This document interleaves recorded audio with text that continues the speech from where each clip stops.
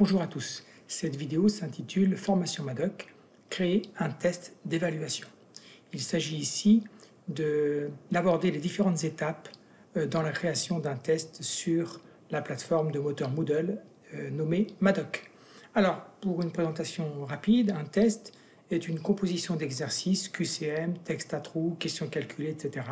Le test est noté automatiquement par Madoc et à la fin du test, bien sûr, il est possible de récupérer les notes de votre évaluation. Les tests peuvent être utilisés dans différents cas, par exemple pour des évaluations sommatives, donc certificatives, donc pour des examens, comme des mini-tests pour des devoirs de lecture ou au terme de l'étude d'un thème. Vous avez fait étudier un texte particulier, puis vous posez des questions sur ce texte, technique ou non. Comme exercice pour un examen, c'est-à-dire vous créez votre test à l'aide des questions de l'examen de l'année précédente et puis vos étudiants peuvent s'entraîner pour préparer le futur examen. Ou alors pour simplement faire de l'auto-évaluation. Les étudiants s'auto-évaluent sur une activité particulière. Alors, le sommaire de cette vidéo, dans une première partie, nous allons parler de ce qu'on appelle la banque de questions, qui est essentielle. Il faut vraiment comprendre son rôle et son utilité. Partie 2, les différents types de questions.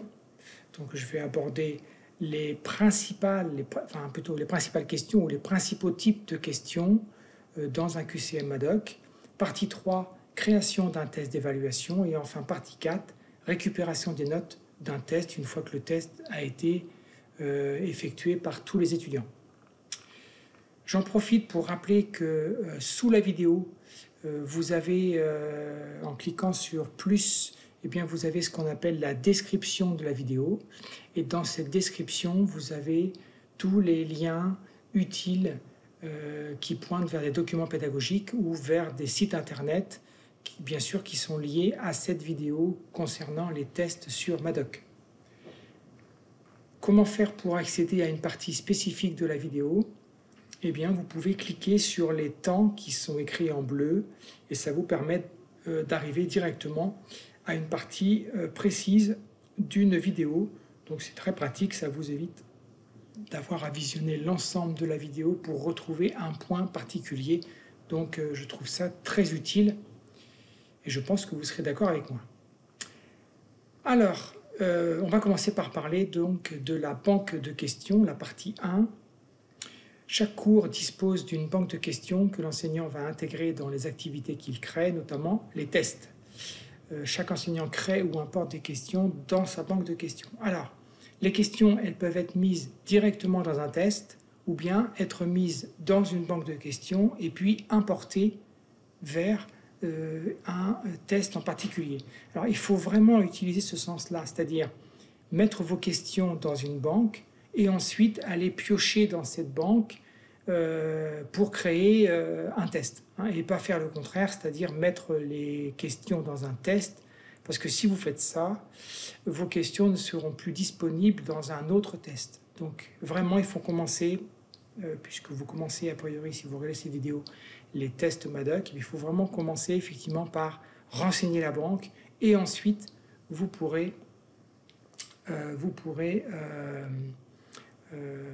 compléter donc les différents tests à l'aide des questions de cette banque. Donc on va donc aborder maintenant donc les différents types de questions. Alors les différents types de questions que je souhaite aborder sont les suivants. Donc c'est pas exhaustif, c'est pas toutes les questions possibles, mais ces 5 types-là vous permettent de fonctionner et de faire 90% des tests sur Madoc. Donc, c'est vrai qu'il faudrait beaucoup plus de vidéos pour balayer tous les tests, tous les types de questions possibles. Alors, les différents types de questions que je souhaite exposer ici, c'est choix multiples, vrai-faux, réponse courte, numérique, calculé. Les différents types de questions de type choix multiples. Alors, nous allons aller, comme nous l'avons indiqué, dans la banque de questions. Donc, je vais sur l'espace de cours Madoc qui s'appelle Formation Madoc, les manipulations de base, qui est destiné aux enseignants de façon à s'entraîner sur les différentes activités et ressources Madoc. Alors, quand vous êtes sur votre espace de cours, vous avez ici, vous voyez à droite, banque de questions. Donc, je vais cliquer sur banque de questions. Et puis, ça ouvre donc la banque de questions qui est définie par défaut pour For Madoc de base, donc formation Madoc, les manipulations de base. Et puis, dans les différentes questions, donc vous avez différentes questions que vous pouvez créer. Donc, par exemple, pour créer une question, vous cliquez sur Créer une question. Et là, vous avez le choix.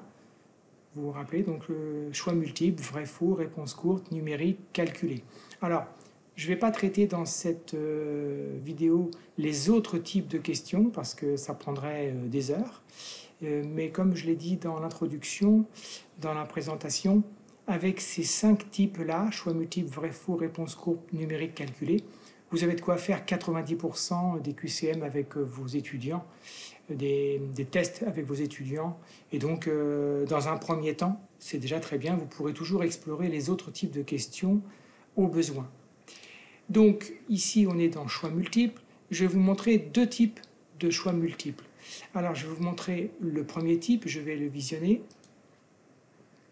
Le premier type, le voici. C'est comment traduit-on l'adjectif serviable en anglais? Alors, est-ce que c'est kindful ou helpful?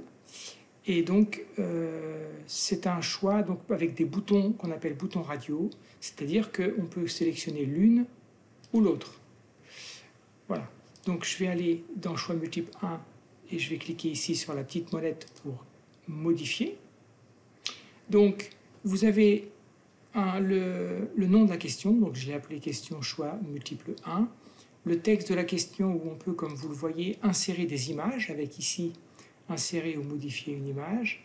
On peut insérer aussi du texte avec des liens, par exemple pour demander à l'étudiant de lire un document avant de répondre à la question. Et on a tous les attributs de police avec les couleurs, etc.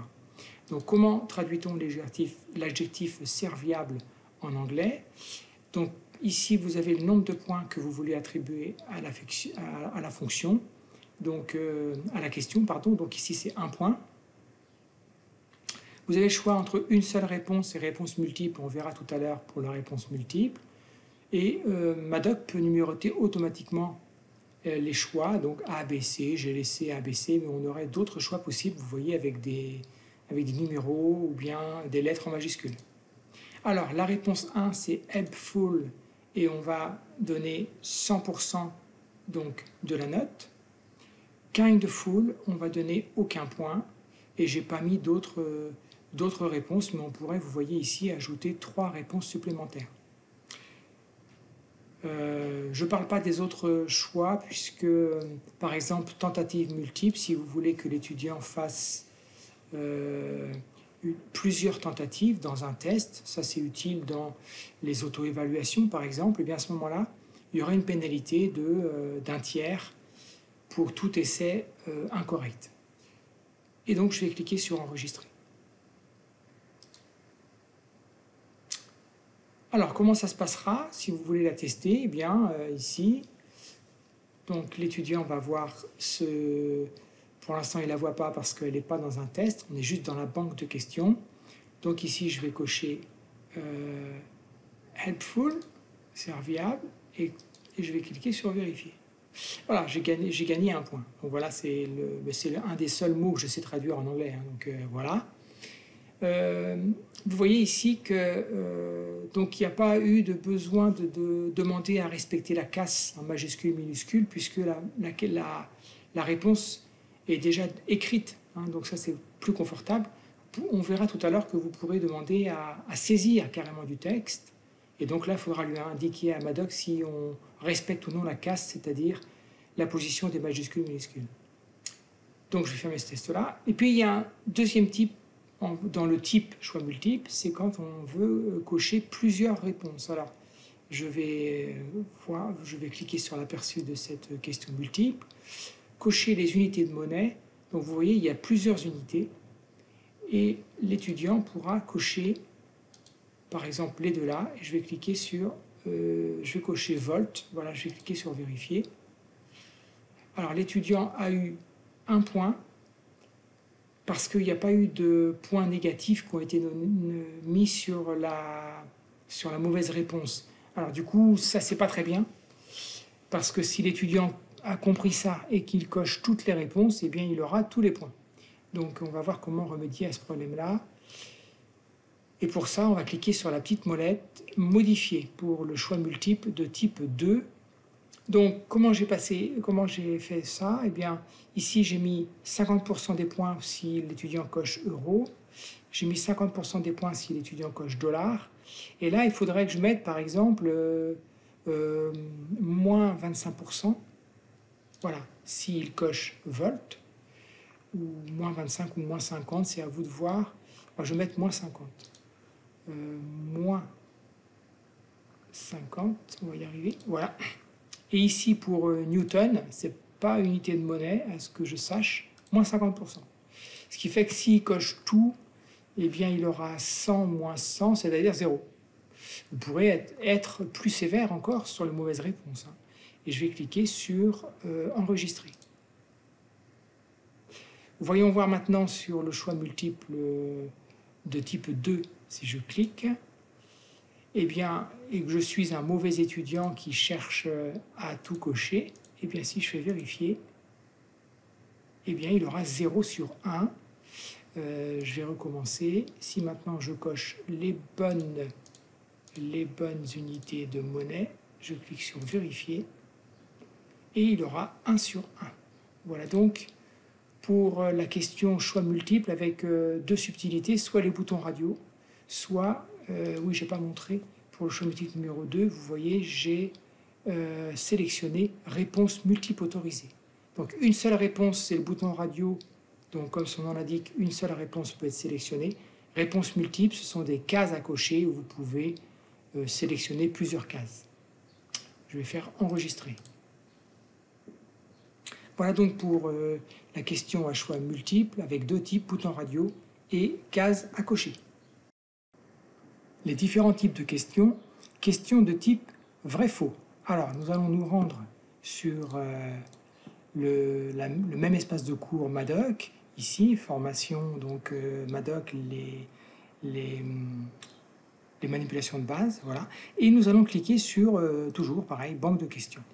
Alors ici, question donc vrai-faux, je vais vous montrer le résultat. Question, ce drapeau a été hissé à l'envers, sélectionnez une réponse, vrai ou faux. Donc il faut que votre question soit posée de telle manière que la réponse soit vrai ou faux.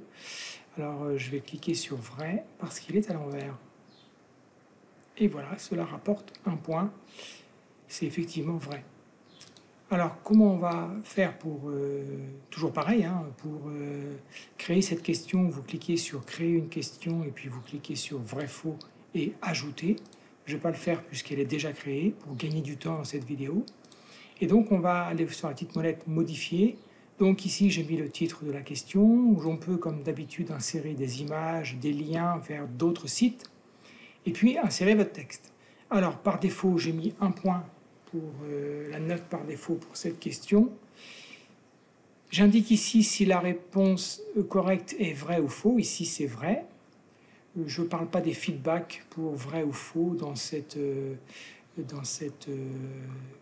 vidéo donc de première approche des questions d'un test. Et puis, je clique sur enregistrer. Voilà, donc la question vrai-faux est assez facile à mettre en place. Voilà donc pour ce qui concerne la question de type vrai-faux. Les différents types de questions. Questions de type réponse courte. Alors, nous allons toujours pareil aller sur l'espace de cours Madoc, formation Madoc, les manipulations de base. On va cliquer sur banque de questions. Et banque de questions, donc réponse courte. Je vais commencer par cliquer sur modifier. Alors, pour insérer une question réponse courte, vous faites créer une question et puis réponse courte, ajouter. Je ne vais pas le faire puisqu'elle est déjà créée. Donc réponse courte, je vous montre comment ça marche. Ici vous avez donc le titre, le nom de la question. Ici vous avez tout le texte pour écrire donc cette question-là. Vous pouvez mettre bien sûr des images ou bien des liens vers des sites internet ou des documents. La note par défaut, j'ai mis un point, on peut le changer. Et ici, la question, c'est traduire l'adjectif gentil en anglais. Alors, si l'étudiant répond nice, ça donne 100% des points. S'il répond helpful, ça donne 50% des points seulement. Et donc, je n'ai pas mis d'autres réponses, mais on pourrait mettre d'autres réponses également. Je clique sur enregistrer. Et puis, donc, dans cette réponse courte, je vais cliquer donc sur l'aperçu. Alors, vous voyez la réponse courte, l'étudiant a à saisir un texte. Donc ici, je vais saisir nice, vérifier, c'est OK. Si je recommence et que je saisis NICE, ou nice en majuscule, tiens, c'est encore bon. Alors pourquoi? Parce que ici, vous voyez, dans réponse courte, je vais aller toujours dans modifier. Dans réponse courte, sensible à la casse, non. La casse n'est pas importante, c'est-à-dire, vous avez deux choix bien sûr, c'est-à-dire que si l'étudiant met des majuscules dans son texte, ou tout en majuscule, eh bien, ce qui sera simplement testé, c'est est-ce qu'il a écrit NICE. Voilà. On pourrait aussi imposer la casse, hein, mais ici, ce n'est pas le cas. S'il avait saisi helpful, donc on va revenir dans enregistrer. Toujours dans réponse courte, je vais refaire un essai et je vais mettre helpful. Vérifier. Et là, je n'ai que la moitié des points. Et puis si je refais un essai et je vais mettre kindful, et bien là, ça rapporte 0 points sur 1. La réponse correcte est nice. Voilà. Voilà donc pour cette question de type réponse courte. Les différents types de questions de type numérique. Alors nous allons retourner sur l'espace donc Madoc, formation Madoc et manipulation de base, et puis je vais cliquer sur la banque de questions. Alors, choix numérique, donc question numérique. Donc je vais cliquer sur modifier. Je vous rappelle que pour insérer une question numérique, il suffirait de cliquer ici d'ajouter à la banque de questions. Moi, elle est déjà créée pour limiter au maximum la durée de cette vidéo. Alors, question numérique, toujours pareil, vous avez le nom de la question et le texte de la question. Vous pouvez insérer des images, des liens vers d'autres sites internet ou vers des documents. Et vous avez, ou des vidéos d'ailleurs, tiens, ici on a le média serveur. Et donc la question c'est que vaut 4 x 6? Alors ça rapporte 1 point. La réponse c'est 24. Avec une erreur de 0,5, c'est-à-dire qu'on accepte de 23,50 à 24,50. Ça peut arriver sur des calculs où vous voulez que si l'étudiant arrondit, eh bien que ça soit quand même pris en compte. La réponse 2, c'est 10 pour celui qui ferait 6 plus 4. Et puis la réponse fausse, donc ça ne rapporte aucun point. Vous pourriez mettre un malus. Ah non, ici on ne peut pas mettre de malus. Et puis réponse 64, celui qui réunirait le 6 et le 4, avec aucun point pour cette réponse-là. Je passe sous silence les autres réglages qui ne servent pas dans une première approche des tests. Enregistrer. Donc on va voir à quoi ressemble cette question numérique en cliquant sur aperçu. Alors que vaut 6 x 4? 24. Je clique sur vérifier. Oui, ça rapporte un point, c'est bien la réponse correcte 24. Et j'ai fait ça sans calculatrice. Donc voilà pour le type de question numérique. Les différents types de questions de type calculé. Alors nous allons revenir sur l'espace Madoc qui s'intitule Formation Madoc, les manipulations de base, et puis nous allons cliquer sur Banque de questions. Alors, Les questions calculées sont les plus difficiles comparées aux 4 autres types que l'on a vus. Je vais commencer par vous faire voir à quoi elles ressemblent, donc en cliquant sur Aperçu. Calculer la somme de 3,5 et de 8,2. Alors ça fait 11,7. 11,7. Vérifier. Ouais, c'est super, j'ai un point.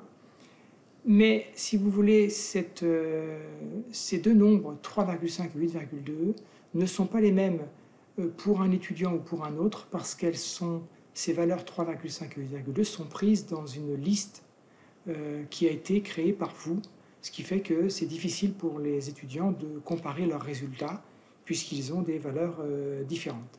On va voir comment.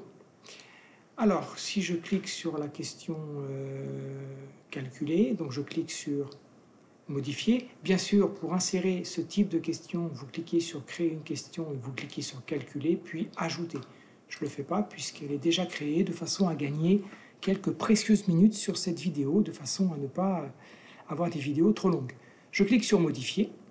Alors, comment ça se présente? Ça ressemble à ce qu'on a fait précédemment, donc le nom de la question, ensuite le texte de la question. Vous voyez ici que vous pouvez insérer des images, on peut insérer des liens vers d'autres sites ou vers des documents. On peut insérer aussi une vidéo depuis votre média serveur, depuis votre chaîne Madoc, chaîne vidéo Madoc. Bref, vous avez la possibilité d'insérer pas mal de choses. Alors, qu'est-ce qui change? Regardez ici, la valeur, calculer la somme de, j'ai mis entre accolades, les accolades sont des comment dirais-je, des symboles réservés, X et 2 entre accolades, Y. Donc, Madoc va remplacer X par une valeur numérique de mon choix dans une plage de valeurs, et les valeurs de Y, même chose, de mon choix dans une plage. La note pour la question, c'est 1 par défaut, vous pouvez le changer. Je passe sous silence le feedback, puisque dans cette première approche, c'est pas la peine de trop compliquer, mais on peut effectivement donner des informations en feedback pour aider l'étudiant, s'il se trompe. Alors, quel est le bon résultat? Il faut l'indiquer à Madoc. Le bon résultat, c'est accolade X plus accolade Y. Ça rapportera 100% des points. Vous pouvez donner une tolérance relative, donc de plus ou moins 0,01. Ça, c'est pour les erreurs d'arrondi qui pourraient être faites. Affichage de la réponse avec 2 décimales. Voilà. Voilà donc pour ce premier panneau, il y en aura d'autres. Traitement de l'unité, je passe sous silence, vous irez creuser ça si ça vous intéresse, mais ce n'est pas utile dans un premier temps pour utiliser ce type de questions. Je clique sur enregistrer. J'ai une deuxième page qui s'affiche. Alors, pour la variable X, il y a marqué « utilisera le même jeu de données privé existant que précédemment » ou bien « utiliser un jeu de données partagé ». Alors, privé ou partagé, qu'est-ce que ça veut dire? Privé ou partagé, voilà, ici, pour les jeux de données. Ces jeux de données peuvent être privés ou partagés. Les jeux de données privés sont utilisés par un joker à l'intérieur d'une question calculée, et les jeux de données partagés sont utilisés par un joker à l'intérieur de toutes les questions calculées qu'il utilise.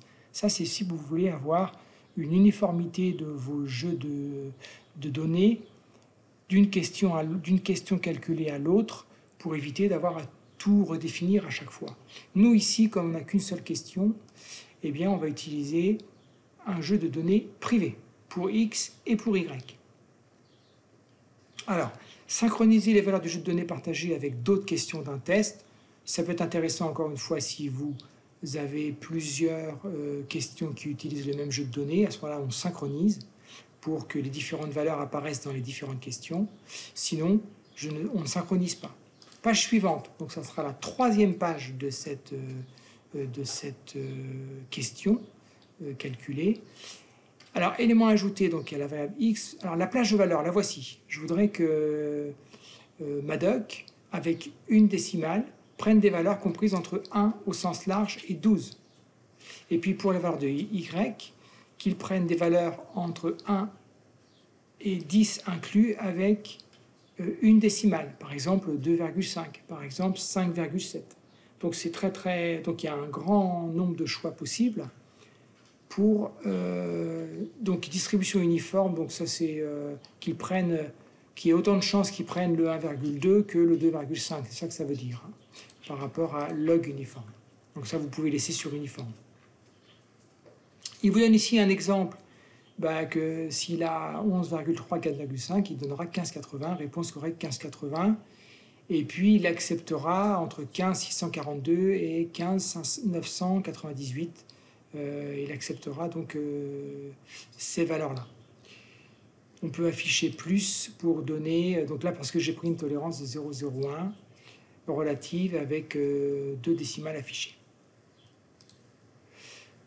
Ensuite, il n'y a plus rien à faire. J'ai déjà ajouté un élément nouveau de jeu de valeur et puis je vais cliquer sur enregistrer.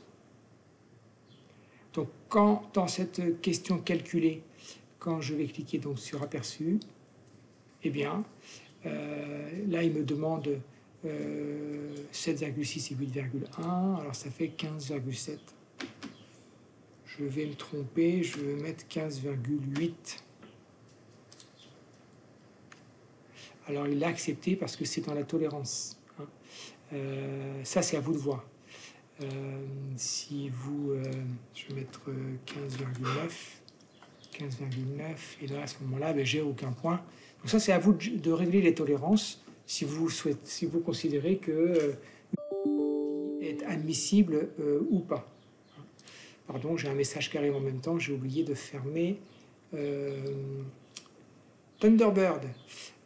Voilà donc pour les questions calculées avec, vous avez vu, pas mal de réglages. Il y a 3 pages de réglages, donc c'est parmi les questions les plus difficiles. Par contre, vous pouvez générer comme ça un grand nombre de valeurs numériques différentes d'un étudiant à l'autre. Création d'un test d'évaluation. Alors, nous venons de créer plusieurs types de questions dans la banque de questions. Et maintenant, nous avons fait le plus dur, le plus long. Maintenant, nous allons créer un test d'évaluation. Alors, pour créer un test d'évaluation, nous allons toujours pareil revenir dans l'espace de cours formation Madoc et manipulation de base. Vous vous rappelez qu'on avait rempli la banque de questions ici. Je vais revenir à l'écran la banque de questions. Et maintenant, donc, on a 6 questions dans la banque. Et on va aller les placer dans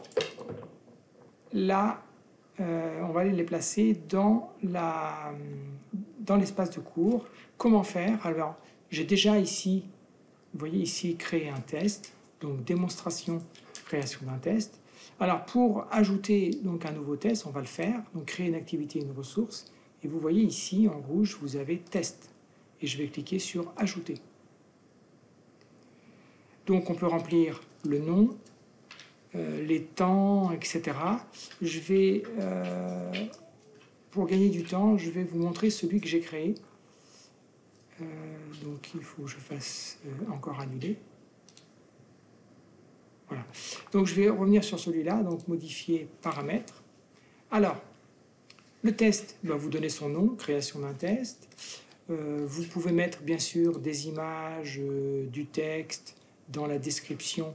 Pareil, un lien vers le média serveur, des liens vers des sites, etc. Vous avez toutes les possibilités qui sont liées donc qui sont données avec la description, toutes les formes de description dans Madoc.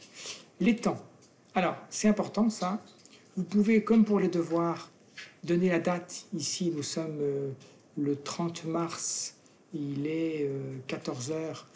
Mais j'ai créé ce test, donc on pourrait mettre ici, par exemple, qu'on va pouvoir démarrer le test le 30 mars à partir de 14h00, puisque sinon je ne pourrais pas le faire pour faire la démo. Donc il est 14h08, on va faire 14h00, 30 mars, c'est aujourd'hui. Vous pouvez aussi décider d'une date pour fermer le test, en disant voilà, le test il est faisable que le 30 mars, le 31 c'est fini. Et puis, vous avez aussi un temps disponible. Alors, si je clique sur l'aide du temps disponible, si ce réglage est activé, le temps imparti est indiqué sur la page initiale du test, est un compte à rebours et un compte à rebours est affiché dans le bloc de navigation du test. Alors, pourquoi faire comment dirais-je, un test chronométré? C'est quand vous voulez éviter les risques de triche. C'est-à-dire que vous supposez que le test il doit être fait en 15 minutes, vous donnez 20 minutes, et puis au bout de ce temps-là, ben, c'est plus possible. Donc les possibilités de recherche sur Internet qui prennent du temps sont très très limitées. Donc voilà.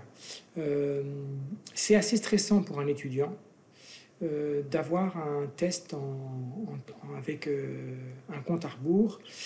Si il est, comme c'est le cas dans la situation actuelle, en téléenseignement, il peut très bien avoir un problème de connexion Internet, du coup perdre 15 minutes et ne pas pouvoir faire le test. Il peut très bien avoir son Windows qui se mette à jour et qui prenne, lors du démarrage, pareil, 10 minutes. Donc c'est compliqué de faire un test donc chronométré. Soyez attentifs à ça, faites-le vraiment quand vous êtes sûr qu'il n'y aura pas de risque si vous faites chronométrer. Donc là, je ne vais pas le faire chronométrer ici. Note, bon, c'est juste... oui, note et puis nombre de tentatives autorisées. Alors, vous pouvez autoriser plusieurs tentatives ou illimitées si c'est un QCM en auto-évaluation. Si c'est un QCM donc, qui est donc d'évaluation, à ce moment-là, vous faites une seule tentative autorisée.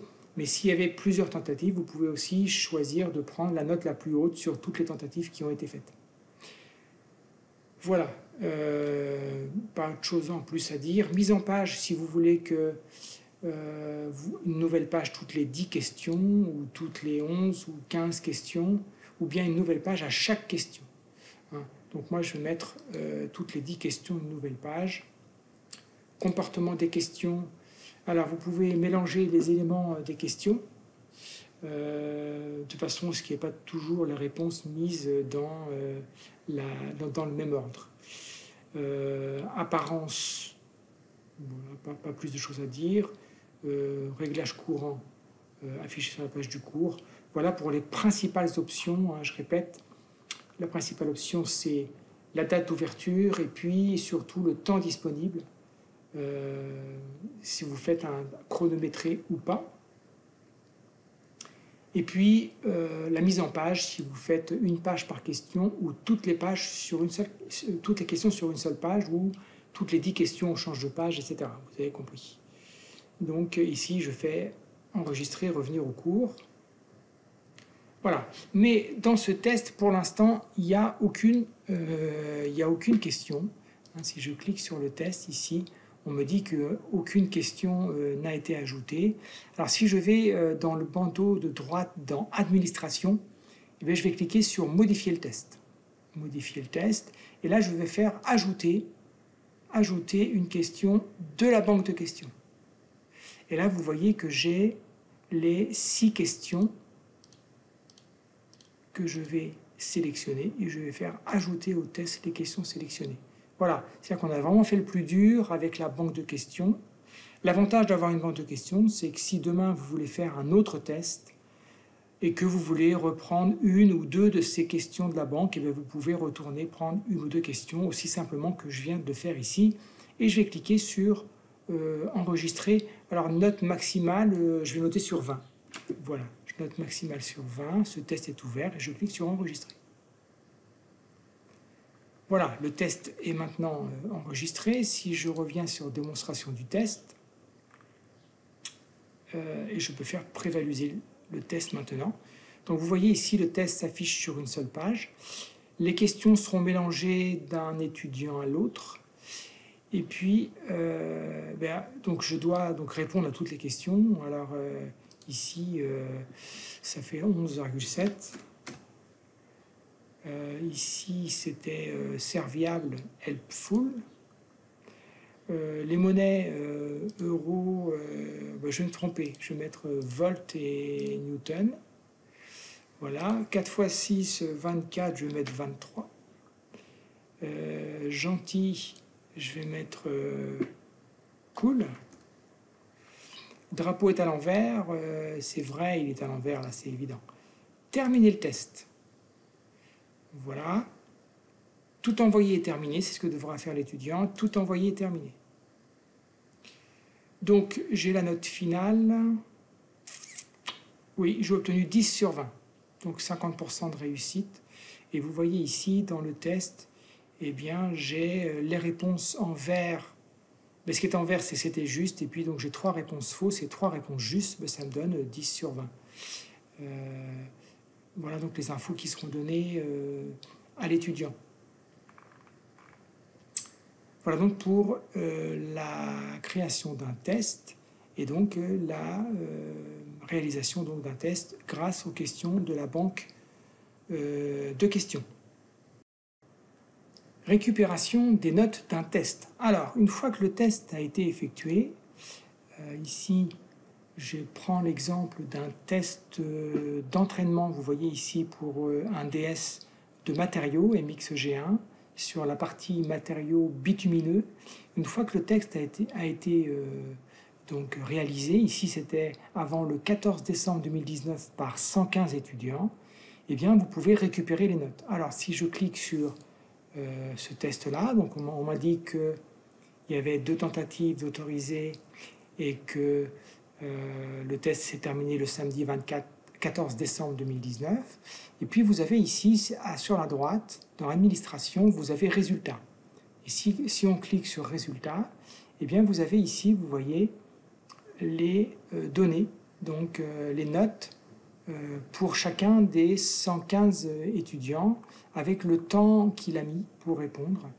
Et donc vous avez les notes qui sont ici. Donc ça c'est la partie notes. Et on peut télécharger alors au format CSV, donc comma separated value, c'est-à-dire des valeurs séparées par des points-virgules, format Excel, format HTML ou bien format Open Document, donc OpenOffice ou LibreOffice. Donc je vais cliquer sur XLS et je vais cliquer sur télécharger.